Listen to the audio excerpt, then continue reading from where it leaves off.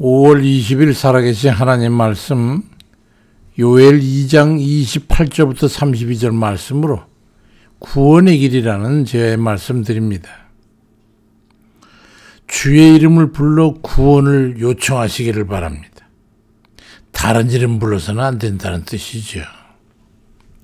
옛날에 한 선비가 과거를 보러 한양에 가다가 산을 넘어가는데 그만 길을 잃어버리는 바람에 이리저리 헤매다가 어두워지게 됐습니다. 밤이 되면 산짐승들에게 해를 당할 수도 있고 춥기도 하고 얼어 죽기 십상인지라 어쩔 줄을 몰라 하는데 우연히 동굴 같은 걸 발견하고는 하룻밤을 그곳에서 자기 위해서 추위와 위험을 피하려고 들어갔는데 조금 들어가다 보니까 그만 동굴이 수직으로 뚫려 있어가지고 밑으로 굴러 떨어지고 말았어.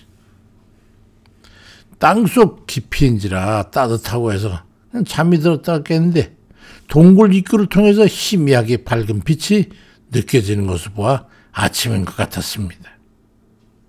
그렇지만 아무리 살펴봐도 위로 올라갈 방법이라고는 없어요. 그런 소리쳐 불러봐도 소용이 없어요.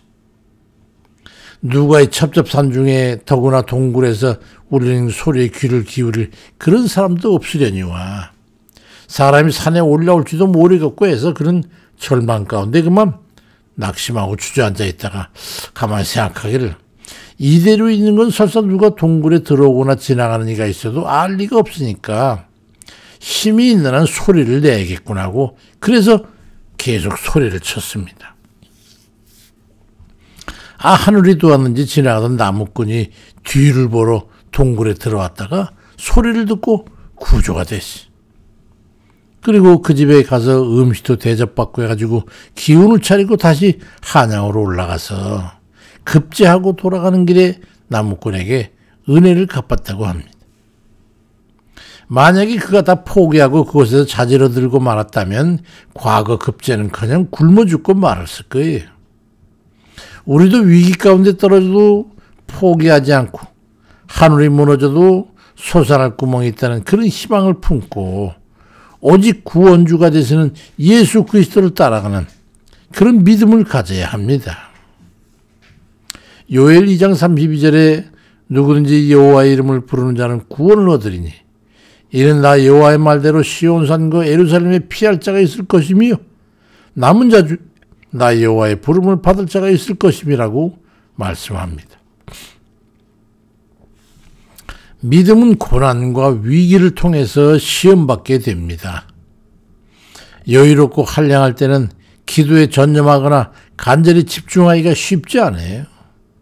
그렇지만 위기에 처하거나 고난 속에 갇혀 아무것도 의지할 것이 없이 천의 절벽에 서 있는 것 같은 그런 상황에서 오로지 주를 불러 찾을 때 그 기도가 주께만 들으시게 될 때에 구원을 얻게 되는 거예요. 오직 주님께만 집중하는 거 정말 집착에 가까울 정도 오직 주님만 붙들고 늘어지는 그런 간절함을 가지고 구원을 요청할 때 어려움에서 건짐을 받는 거예요.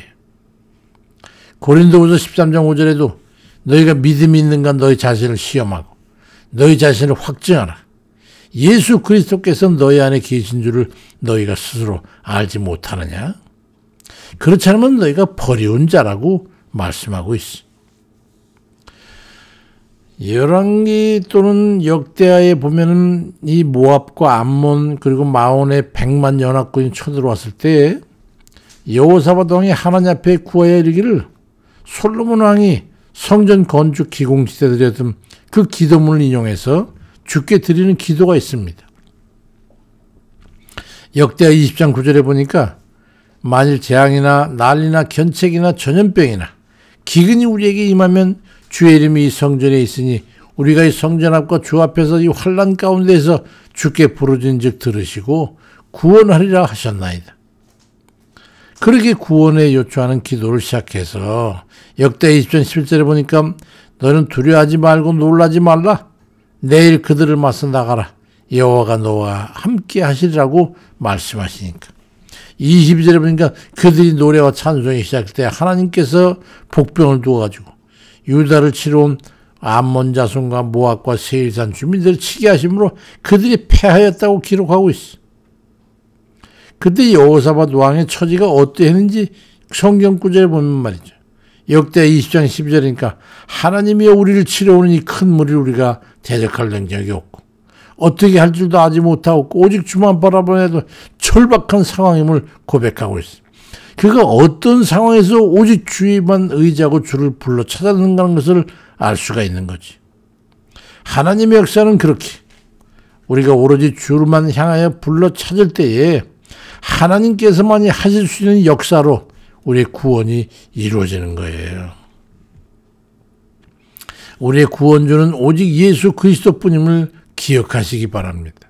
다른 것엔 구원이 없이 아무리 구원을 바라고 외쳐 부른다고 할지라도 들을 귀가 없다면 그건 허공을 치는 메아리에 불과한 것처럼 구원을 주실 주께서 귀 기울여 주시지 않으면 그 구원 요청을 한들 누가 들어줄 수 있겠습니까? 그러니까 오직 주를 향하여 부르짖어 기도해야 합니다. 오직 예수 그리스도를 믿음으로 기도해야 되는 거예요. 구원 요청을 해야 되는 거예요.